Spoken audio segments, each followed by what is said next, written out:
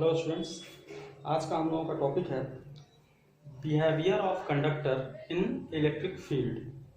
अगर किसी कंडक्टर को हम इलेक्ट्रिक फील्ड के अंदर प्लेस करते हैं तो फिर उस कंडक्टर का क्या बिहेवियर होता है, इसके बारे में हम लोग अभी स्टडी करेंगे इस टॉपिक के अंडर। ठीक है, तो सबसे पहले हम इसमें जो पहला पॉइंट है वो ये डिस्कस करेंगे कि inside the conductor electric field कितना होता है। ठीक है, तो मान लो फर्स्ट है, ये फर्स्ट पॉइंट है जो हम लोग डिस्कस करेंगे। मान लो ये कोई कंडक्टर है और इस कंडक्टर को एक इलेक्ट्रिक फील्ड के अंदर प्लेस कर दिया गया। ये हम लोग इलेक्ट्रिक फील्ड के डायरेक्शन को रिप्रेजेंट कर रहे हैं। ये इलेक्ट्रिक फील्ड का डायरेक्शन है, ये ई एक्सटर्नल इलेक्ट्रिक फील्ड का यहाँ पर डायरेक्शन है। ठीक है, तो क्योंकि हमें पता है कि कंडक्टर्स में बहुत सारे फ्री इलेक्ट्रॉन्स होंगे, इलेक्ट्रॉन्स क्या होगा कि वो इलेक्ट्रॉन्स एक्सटर्नल इलेक्ट्रिक फील्ड के अपोजिट डायरेक्शन में मूव करने लगेंगे। ऐसा क्यों होता है? ये ऐसा इसलिए होता है क्योंकि जो भी ये इलेक्ट्रिक फील्ड है, ये अगर मान लो कि पॉजिटिव चार्ज का इलेक्ट्रिक फील्ड है, ठीक है, तो पॉजिटिव चार्ज से अवे होता है इलेक्ट्रिक फील्ड का डायरेक्शन, और अगर नेगेटिव चार्ज का इलेक्ट्रिक फील्ड है तो towards the negative charge electric field का डायरेक्शन होता है। तो जैसा कि हमने ये इलेक्ट्रिक फील्ड का डायरेक्शन लिया है, इससे हमको एक चीज तो क्लियर हो जाएगा कि अगर ये पॉजिटिव चार्ज का इलेक्ट्रिक फील्ड है तो पॉजिटिव चार्ज इधर प्लेस्ड होगा, तभी तो इधर से इस डायरेक्शन में उसका इलेक्ट्रिक फील्ड का डायरेक्शन होगा। और अगर ये नेगेटिव चार्ज का इलेक्ट्रिक फील्ड है तो ये नेगेटिव चार्ज इधर प्लेस्ड होगा, क्योंकि टुवर्ड्स द चार्ज जो इलेक्ट्रिक फील्ड होता है उसका डायरेक्शन होता है। ठीक है, तो अब अगर मान लो कि ये नेगेटिव चार्ज का है तो इधर चार्ज होगा, तो इलेक्ट्रॉन्स क्या होंगे, नेगेटिव चार्ज से रिपेल होंगे, उसके अपोजिट डायरेक्शन में मूव करेंगे। और अगर ये पॉजिटिव चार्ज का इलेक्ट्रिक फील्ड है तो पॉजिटिव चार्ज इधर होगा, तो इसके डायरेक्शन में, इसी डायरेक्शन में जो इलेक्ट्रॉन्स हैं वो मूव करेंगे। ठीक है, ऐसा होगा तो क्या होगा कि जो इलेक्ट्रॉन्स हैं वो इस साइड से इधर की तरफ मूव करने लगेंगे। इस जो फ्री इलेक्ट्रॉन्स होंगे इस कंडक्टर के अंदर, वो तो इस साइड पे निगेटिव चार्ज धीरे धीरे इंड्यूस हो जाएगा। ठीक है, इस वाली साइड पे निगेटिव चार्ज इंड्यूस होने लगेगा।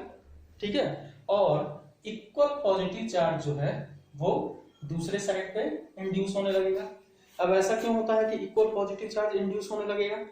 क्योंकि ये चार्जिंग की प्रॉपर्टी है। जब हम लोग चार्जिंग पढ़ रहे थे तो उस टाइम पे हमने पढ़ा था कि अगर किसी भी एक बॉडी के ऊपर से हम कुछ इलेक्ट्रॉन्स मूव करा दें तो उस बॉडी के ऊपर जितने इलेक्ट्रॉन्स हम मूव कराएंगे उतने इलेक्ट्रॉन्स के इक्वल पॉजिटिव चार्ज इंड्यूस हो जाता है। ठीक है, तो अगर इधर से इलेक्ट्रॉन्स मूव करके इस साइड में आ रहे हैं तो इस साइड पे उतना ही पॉजिटिव चार्ज आ जाएगा। ठीक है, ठीक है, अब क्या होगा कि ये जो इलेक्ट्रॉन्स इस साइड में मूव करके आए हैं, इनकी वजह से इनका भी एक इलेक्ट्रिक फील्ड यहाँ पे इस कंडक्टर के अंदर प्रोड्यूस हो जाएगा या इंड्यूस हो जाएगा। हम बोल सकते हैं कि एक इलेक्ट्रिक फील्ड इस कंडक्टर के अंदर, इनसाइड द कंडक्टर एक इलेक्ट्रिक फील्ड इंड्यूस हो जाएगा। ठीक है, और उस इलेक्ट्रिक फील्ड का डायरेक्शन क्या होगा, क्योंकि नेगेटिव चार्ज इधर की तरफ इंड्यूस हुए हैं तो इस इंटरनल इलेक्ट्रिक फील्ड का जो डायरेक्शन होगा ये टुवर्ड्स द नेगेटिव चार्ज होगा। ठीक है, और away from the positive charge होगा। अब अगर देखा जाए तो इस इंटरनल इलेक्ट्रिक फील्ड का जो डायरेक्शन है वो एक्सटर्नल इलेक्ट्रिक फील्ड के अपोजिट डायरेक्शन में है। ठीक है, इसका मतलब ये है कि internal electric field external electric field का अपोज करेगा। ठीक है, इस केस में जैसे जैसे इंटरनल इलेक्ट्रिक फील्ड इंक्रीज होता जाएगा वैसे वैसे जो एक्सटर्नल इलेक्ट्रिक फील्ड है उसको ये अपोज करता जाएगा, और इस चार्ज इलेक्ट्रॉन्स का मूवमेंट तब तक होता रहेगा जब तक कि कंडक्टर के अंदर जो इलेक्ट्रिक फील्ड है वो एक्सटर्नल इलेक्ट्रिक फील्ड के इक्वल ना हो जाए। ठीक है, जब किसी भी कंडक्टर के अंदर एक्सटर्नल इलेक्ट्रिक फील्ड के इक्वल इलेक्ट्रिक फील्ड इंड्यूस हो जाएगा तब ये चार्ज का मूवमेंट रुक जाएगा। ठीक है, तो इसका मतलब ये है कि उस टाइम पे जो इंटरनल इलेक्ट्रिक फील्ड है और एक्सटर्नल इलेक्ट्रिक फील्ड है वो दोनों इक्वल हो जाएंगे। अब इस वजह से जो नेट इलेक्ट्रिक फील्ड होगा इस कंडक्टर के अंदर वो हो जाएगा जीरो, क्योंकि ई एक्सटर्नल माइनस ई इंटरनल, ये 0 हो जाएगा। ठीक है, तो ये पहली प्रॉपर्टी है या पहला बिहेवियर है कंडक्टर का किसी भी इलेक्ट्रिक फील्ड के अंदर कि whenever a conductor is placed inside an electric field then the net electric field inside the conductor is 0। ठीक है, मतलब कंडक्टर के अंदर जो नेट इलेक्ट्रिक फील्ड होगा वो 0 होगा। ठीक है, ये फर्स्ट बिहेवियर। इसके बाद सेकंड बिहेवियर है the net charge in the interior of a conductor is 0 and the excess charge resides at its surface। ठीक है, इसका मतलब ये है, सेकंड बिहेवियर है इसका, या हम इसको सेकंड प्रॉपर्टी बोल सकते हैं। ठीक है, कि किसी भी कंडक्टर के अंदर इनसाइड द कंडक्टर जो टोटल चार्ज होता है वो 0 होता है और जो नेट चार्ज होता है वो उसके सरफेस पे रहता है। ठीक है, अब इसको हम प्रूफ करते हैं कि कैसे ऐसा हो रहा है कि inside the conductor net charge जो है वो 0 हो रहा है, क्योंकि इस कंडक्टर के अंदर जो इलेक्ट्रिक फील्ड है वो 0 है। ठीक है, तो फ्लक्स कितना होगा, flux is equal to E into A, ऐसा ही होता है। तो टोटल फ्लक्स जो होगा वो भी 0 हो जाएगा, होगा ना। इलेक्ट्रिक फील्ड अगर इनसाइड द कंडक्टर 0 है तो टोटल फ्लक्स भी इनसाइड द कंडक्टर 0 हो गया, और टोटल फ्लक्स अगर इनसाइड द 0 हो गया तो बाय गॉस थ्योरम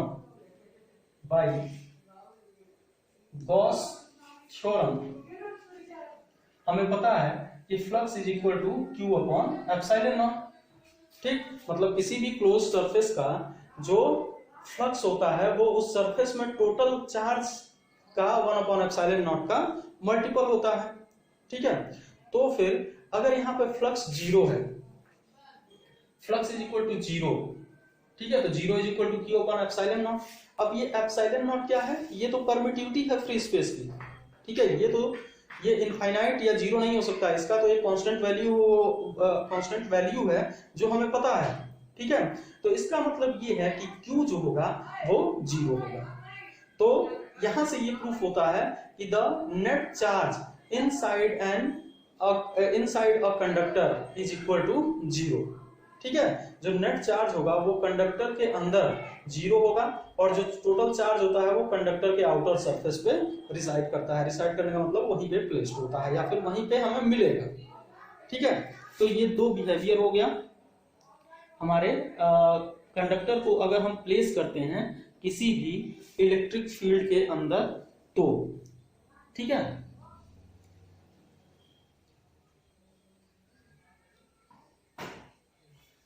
एक थर्ड प्रॉपर्टी और है या बिहेवियर है, उसको चाहे तो हम लोग नोट कर सकते हैं। थर्ड है कि किसी भी कंडक्टर के जस्ट आउटसाइड, बाहर, ठीक है, जो इलेक्ट्रिक फील्ड होता है वो उस कंडक्टर के सरफेस के परपेंडिकुलर होता है। ठीक है, इसको नोट कर सकते हो कि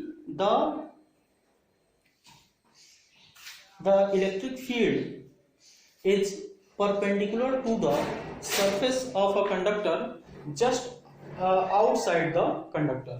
ठीक है, कंडक्टर के बाहर उसके सरफेस पे जो इलेक्ट्रिक फील्ड होता है वो परपेंडिकुलर होता है या नॉर्मल होता है, हम इसको बोल सकते हैं। तो ये तीन बिहेवियर है किसी भी कंडक्टर का अगर वो इलेक्ट्रिक फील्ड के अंदर प्लेस किया जाता है तो।